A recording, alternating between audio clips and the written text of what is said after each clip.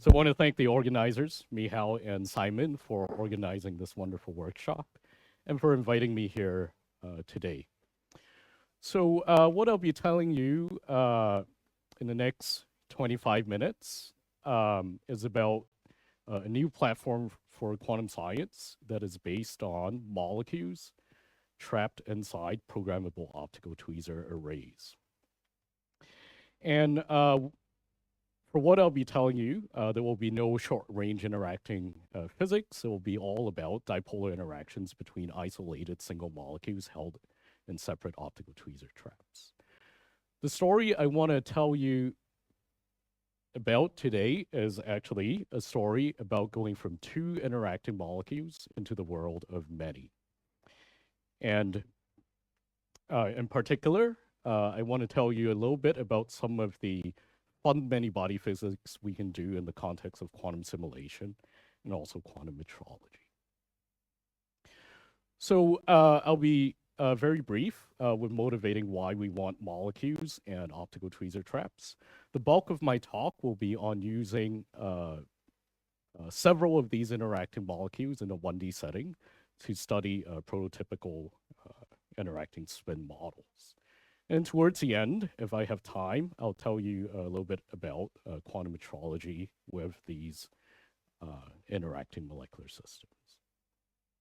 So just very briefly, because we've already heard lots of motivation about why we like molecules, but for the purposes of quantum science, which is the focus of my group at Princeton, there really are two things that we like about molecules. One is their rich internal structure. So as we all know, molecules have vibrational and rotational states. And a lot of these can be very low-lying and essentially be long-lived, useful. So in the context of quantum science, this allows you more ways to encode quantum information and also new schemes to actually mitigate errors which invariably occur in these quantum platforms. The second very nice feature we like about molecules is the rich ways that they can interact. In particular, if you use polar molecules, they can interact both anisotropically and also over long distances. So now already with two interacting molecules, you can do things like make high fidelity 2-qubit gates. And if you put many of these molecules together and arrange them in just the right geometry, it actually naturally allows you to realize many interesting many-body physics models that are important in condensed matter physics. Now, for both quantum information processing and quantum simulation, it's actually quite advantageous to have the ability to detect every particle and to actually also control every particle. And in the world of neutral atoms in the past decade and a half, there's this very powerful new technology of programmable tweezer arrays, where using a computer, we can essentially control a large number of tightly focused laser beams or optical tweezers. And you can even have microscopic control that is dynamic in mid-sequence. Of course, already with atoms and Rydberg atoms, this powerful technology has already shown tremendous impact in many areas of quantum science. So here, what we want to do is combine the richness of molecules with this powerful technology. In particular, what I want to focus on today in the context of quantum simulation and quantum metrology is that with molecules, we can actually have these long-lived and actually interacting states. And now, just to give you some numbers, typically if you put polar molecules at micron scale spacings that are typical in optical tweezer experiments, you get interactions that are dipolar interactions that are on the several millisecond time scale. But by now, in many experiments, even with these interacting states, you can actually get second scale coherence times, for example, in our experiment, or you can even get much longer coherence times approaching minute scale, for example, in Simon's recent work. And if you look at this ratio of timescales, it means that for quantum simulation, this can potentially allow you to look deep into quantum dynamics. And if you're doing quantum computation, it could potentially give you deep circuit depths. But of course, with the richness and complexity of molecules comes a challenge, which is that molecules are actually quite difficult to cool and control. So just putting them into optical tweezers are actually pretty challenging. So in the following few slides, I'll tell you about a little bit about how we actually do it in our lab and some of the capabilities that we have developed. So now, as we've heard this morning, one way you can actually make molecules cold and controlled is via this approach of coherent assembly, where you take the constituent atoms of a molecule and use a two-photon process to coherently make a tightly bound molecule. And of course, this approach has been very successful, and you can actually also do it in tweezers, as we'll hear later on in this conference. But the way we actually do this in our lab is to actually always work with molecules as a single object. And what we'll do is actually directly use lasers to address optical transitions in the molecule. And this allows us to actually do laser cooling and also fluorescent detection. Now, you may think that laser cooling of molecules is not a good idea because once a molecule is excited electronically, it can fall into many different vibrational and also rotational states. But it turns out that there's actually been tremendous progress over the past decade or so, where by now, if you pick the right molecular species and are clever about what transitions you use, you can actually work with these molecules just like you would with an atom. And for today, I won't talk too much about this laser cooling part, but I just want to point out that essentially all our work is based off on all the tremendous progress in laser cooling of molecules that has happened in the past decade. Now, with relevance to today's talk and our platform of molecules and tweezers, one important moment was actually in 2019 when, in the group of John Doyle, and when I was a postdoc, we were able to put single laser-cooled CAF molecules into tweezer traps and actually fluorescently detect single molecules in them. And this really gave us hope that perhaps these arrays of molecules, just like Rydberg atomic arrays, can become a very flexible and powerful platform. So at Princeton, we decided to set up a new apparatus, also using this special calcium monofluoride molecule that can be laser cooled, to try to push this platform ahead. So just sort of a short summary of what we've been up to. So in order to actually get a full-fledged quantum science platform, we actually have to push on the frontier of controlling molecules and tweezers. So in our group, we actually had worked on several aspects of controlling molecules at the single particle level. This includes things like pushing the frontier of laser cooling and high fidelity detection. But now for doing quantum simulation and quantum information processing, just being able to control single molecules is actually not quite enough. We actually also want interactions. So about 2 years back in 2023, we decided to take a first stab at trying to see interactions between molecules mediated by this dipolar coupling.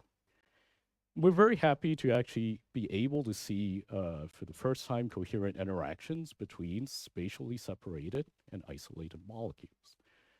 And seeing these interactions also allowed us to actually implement a 2-qubit gate, which we can also then use to deterministically entangle two molecules. And by now, this type of capability of entangling two molecules have actually been demonstrated in several molecular tweezer experiments, and lately with bialkalis, 2-qubit gate fidelities have actually been pushed quite a bit further than what we were able to achieve 2 years back. But now if you think of these capabilities for a quantum science platform, what we realized was that with the level of single particle and two particle control, we essentially already had all the building blocks for doing all sorts of science. And one way to think of this is to use a well-known set of criteria in quantum computation known as de Vincenzo's criteria. In the interest of time, I won't go through what each of these capabilities are, But the main thing to focus on is that all of these criteria only depend on controlling single particle properties and also a little bit about controlling how two particles interact. So in the past year or two, our focus really had turned towards how to go from two interacting molecules into the world of many. And the main motivation for this is that with many interacting particles, you can actually get much richer physics. You can get new emergent behavior that you would otherwise not expect just from two. And to make a long story short, I'll just use this famous quote from Phil Anderson, who said, more is different. So more is not just better, it actually gives you something qualitatively new. Now, it turns out that going from two interacting molecules to many is easier said than done, and there are some technical challenges on the way. So I'll just tell you maybe one of the main ones and how we have recently overcome this challenge. So now going back to this set of criteria for quantum computation, which is actually very similar to the capabilities you need for quantum simulation. About 2 years back, we were already able to demonstrate qualitatively all these ingredients. But now there was actually one that essentially was a showstopper for extending into the world of many.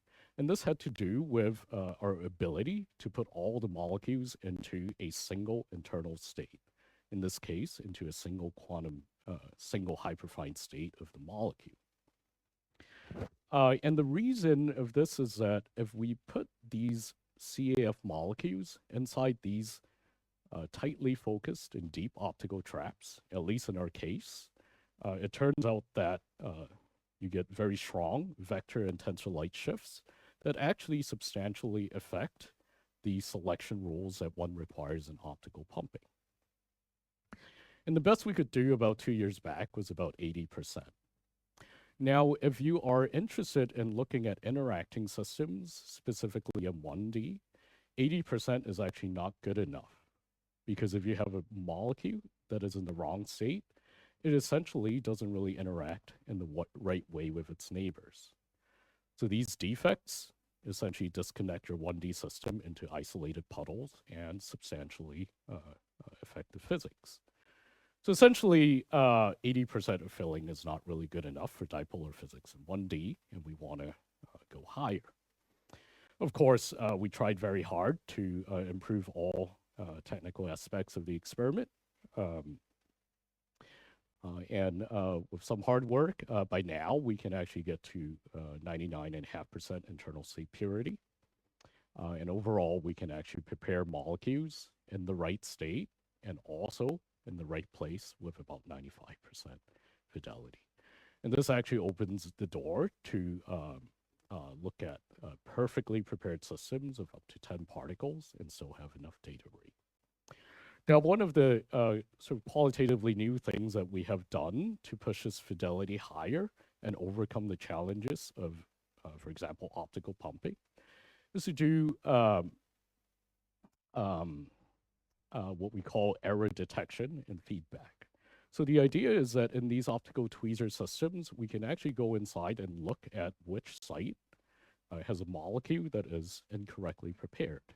And we can do so without affecting the properly prepared molecules.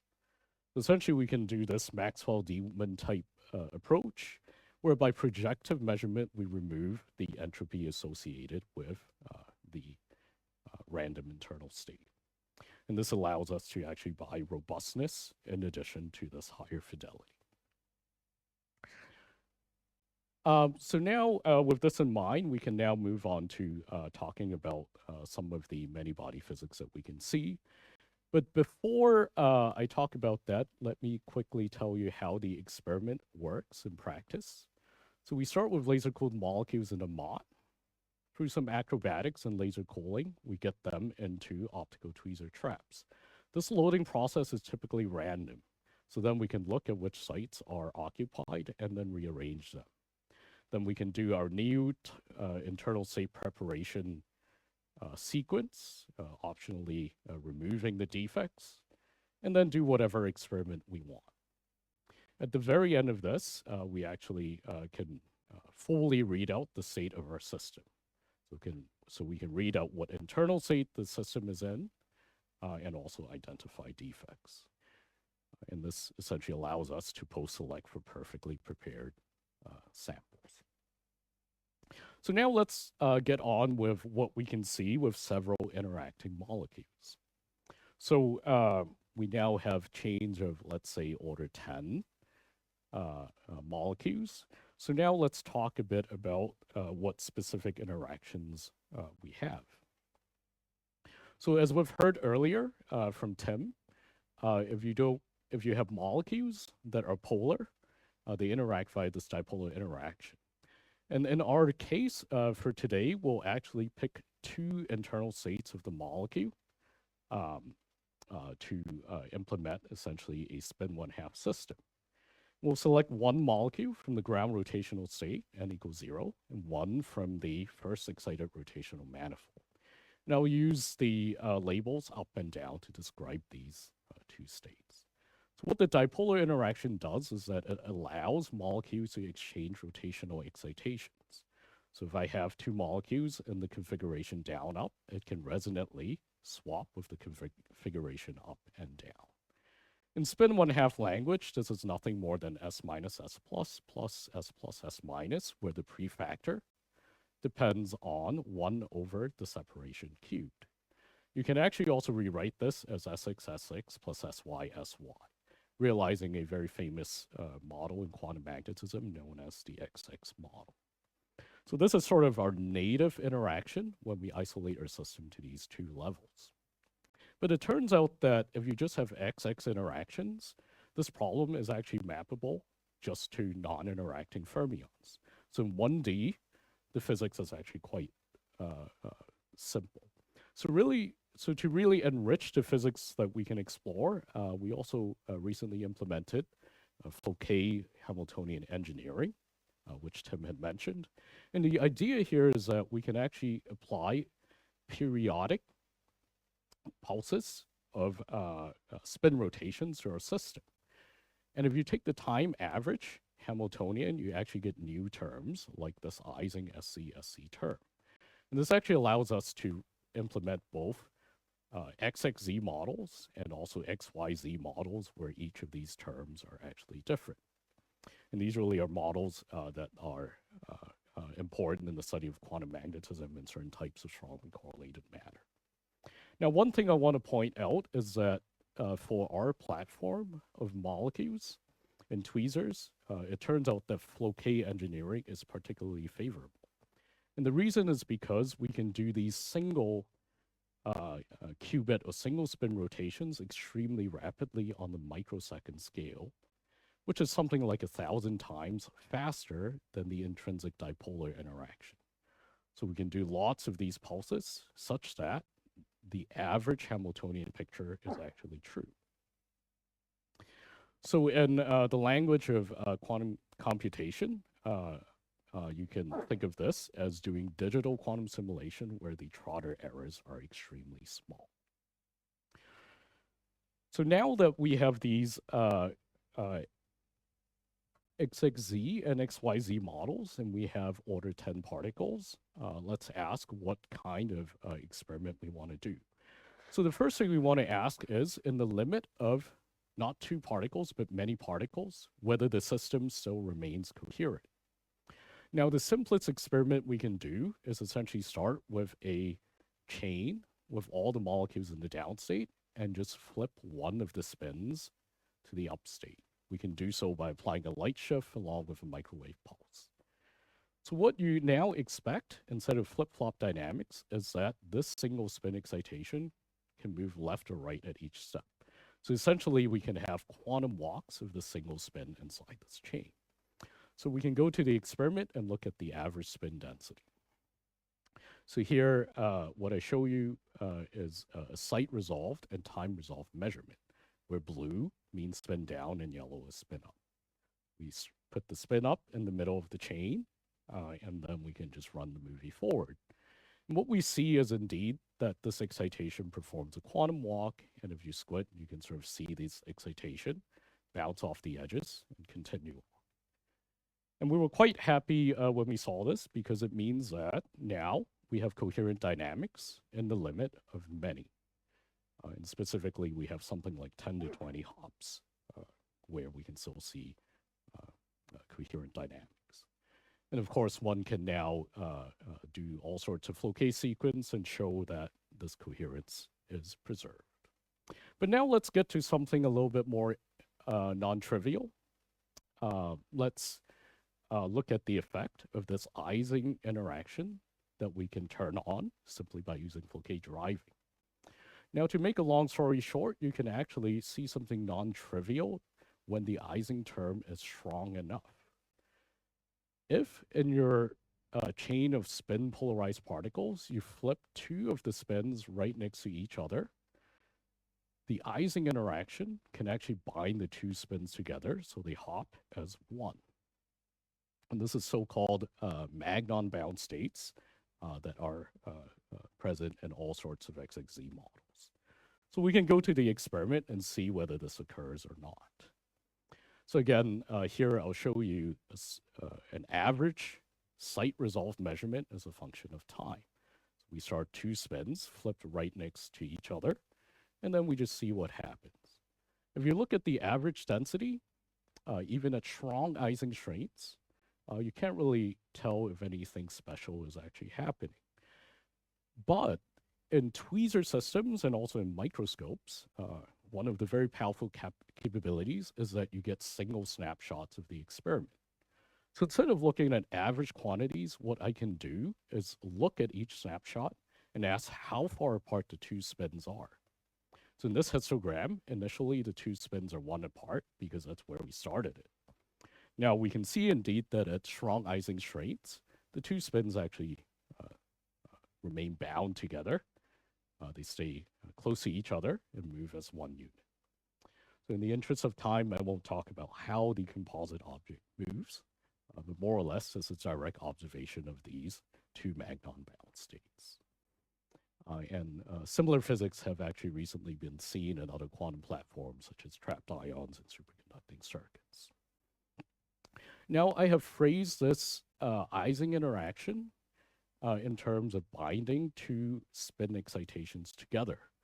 But to really review this, what we have done here is that we prepared two spins next to each other and then just asked whether they fly apart or stay together.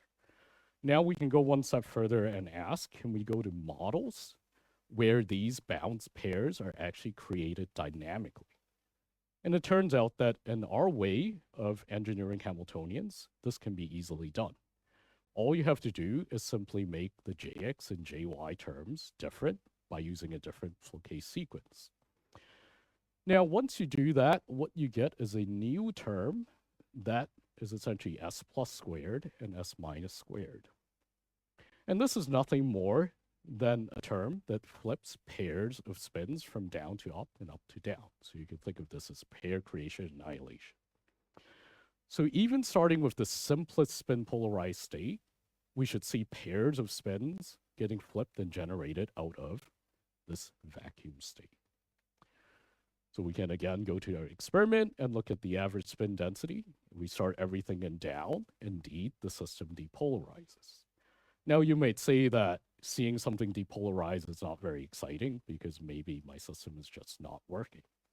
But again, the power of the tweezer systems is that you could actually look at the full counting statistics.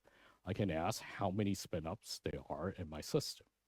Initially, I have 0, and then over time, I can see 2, 4, 6, and so on emerge, but not the odd numbers.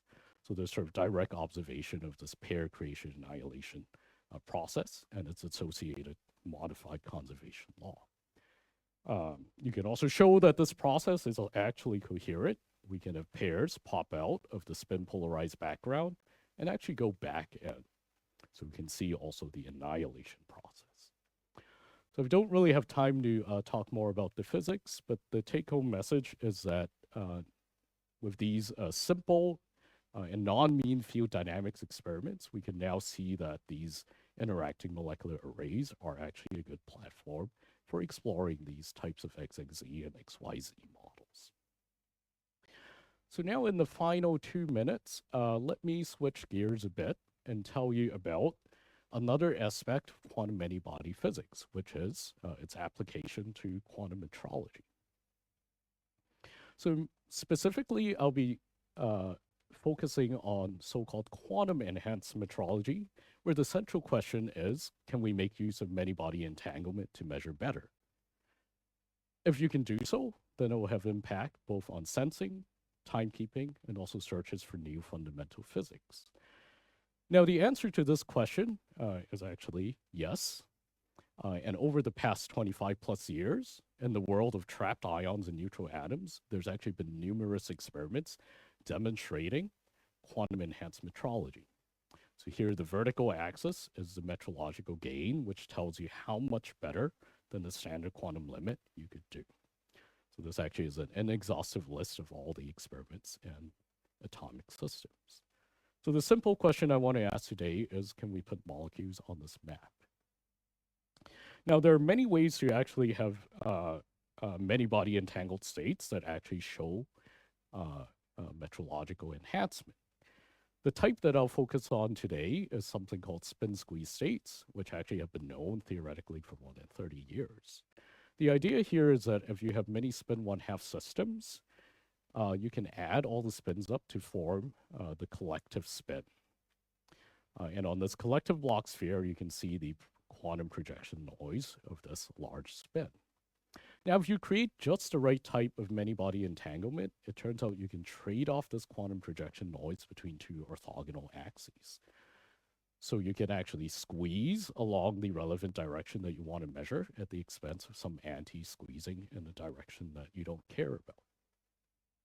Now, there are many ways to actually generate these spin squeeze states, and the way that we'll focus on is the following way, where we start with a product state, evolve it under the right Hamiltonian for just the right time. And this can actually, with the right Hamiltonian and right time, actually give you a many-body entangled state with metrological gain. And the connection with the previous part, that is more quantum simulation, is that it turns out these dipolar XXZ and XYZ models indeed can give you squeezing. So to make a long story short, we recently decided to go along this direction. And just with the XX model and with exactly 8 molecules, we can indeed observe something like 2 dB of squeezing. So the plot here to focus on is just this far right plot where I have shown you the squeezing parameter versus the time I allow the system to interact. And this red line just indicates the standard quantum limit, where everything below it is actually demonstrated metrological gain.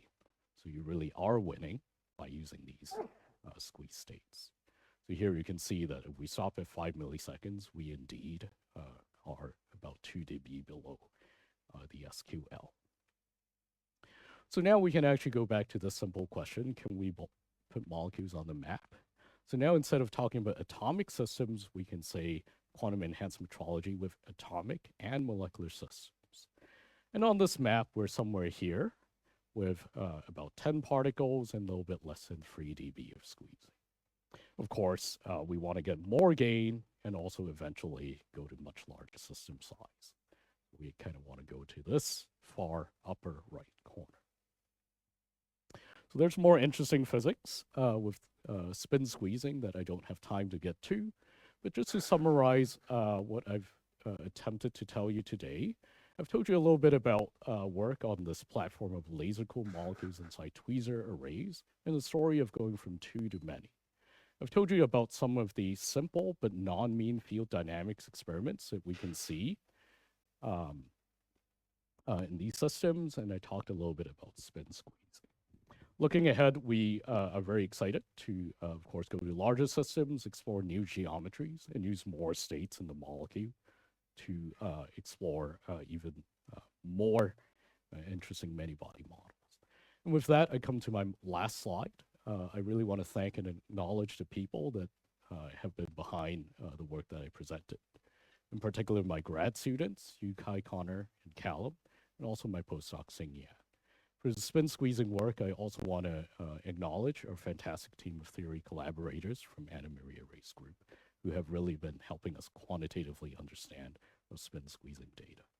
And with that, thank you for your attention. I'll be happy to take any questions. Thank you, Lawrence, for this very nice talk. Amazing results. I'm sure there are questions. Yes. Oh, thank you. You showed this squeezing, really impressive.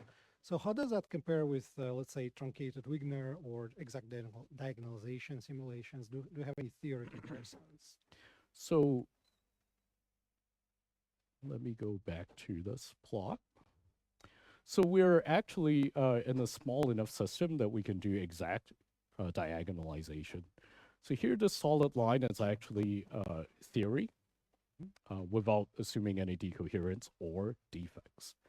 So you can see that it sort of agrees well, at least for this XX model, although the theory is a little bit better than the experiment.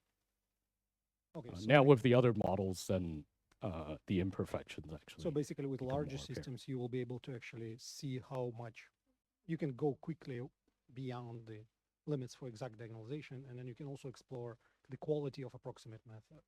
Yeah, so I think probably around 20 spins, and it is well outside of ED, and then you could test things like whether the truncated Wigner approximation is actually accurate or not. That's very exciting too. So, but we're happy to sort of start small where we can do ED. yeah, it makes We're sense. also currently technically limited to these small system sizes. Thank you. Yes, please.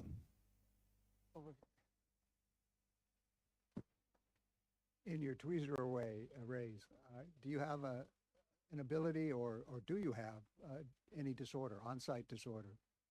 So we actually do. So essentially this appears in our two-level system as a disordered SZ field that varies site to site.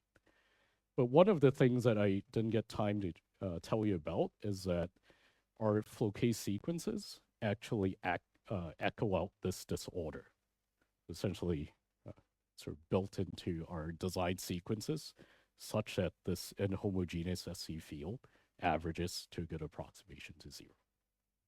So you see no effect. So if you stare deeply at the data, you can actually reveal this effect simply by comparing, for example, the spin squeezing dynamics with theory. So you can sort of tease out that effect, but it's small. Yeah, perhaps I ask a quick question, because just following up on that, actually you can turn that into a feature at some point where you have 1D or perhaps a 2D system and you actually dial in the randomness at will, and then you look at how spin transport is affected by a certain amount of randomness that you can put anywhere into your chain, locally or globally, with any statistics, right? And that's perhaps an outlook. I mean, it's a fantastic platform. Yeah, so we're quite excited about that capability. We've been thinking about how to use it to actually have local control. In fact, in the quantum simulation work, the way that we actually have local addressing is not by adding additional beams, but it's really just by adjusting the tweezer intensity, which actually changes this SC field enough that we can actually detune specific sites. But we don't have coherent control using this method yet. Yep. Really awesome work, Lawrence. More of a general question, since you mentioned it, the really nice ratio of coherence times to dipolar interaction times, of course, nice feature of the molecule platform. When applied to quantum simulation and information, though, and comparing to the most comparable, like Rydberg array, often the coherence time there is not their limit, because they can shelve into some long-lived hyperfine or metastable state, and then their Rabi rates become the limit. So what would you say that the advantage of the polar molecule platform having that long coherence to interaction ratio is? Is it only in pure time dynamics with analog simulators, or can it also be advantageous for a digital computer? So I would say Practically, for analog simulation, it really depends on what models you're interested in. So for molecules, for one of our R-cube type models, it actually is already quite nice compared to Rydberg's because it's much easier to initialize certain states because we can actually track the molecules. For quantum computation, the downside of molecules compared to Rydberg's is that the interactions are very slow. But, you know, there might be a regime when you get to very large systems where molecule can have a certain advantage. And this has to do with the fact that if you have excited Rydberg states and you have a sufficient number of them in an ordered array, you can actually get enhanced collective emission, which can actually start eating into your coherence time. With molecules, because of the intrinsic long lifetimes of low-lying states, this limit will hit you much further. So sort of in that area, if that ever becomes a problem, then molecules could potentially be a way out. But I also want to point out that with Rydberg atoms, one of the really powerful capabilities is movement. And typically that time scale is actually a few milliseconds. So if you have molecules that also interact on a few milliseconds scale, then compared to, you know, movement gates, it's not really that much slower. Of course, not all gates have to be movement gates. Okay, unless there's a really, really urgent question, I think we're a little late. I think we have to move on. Okay, let's thank Lawrence again. Thanks a lot.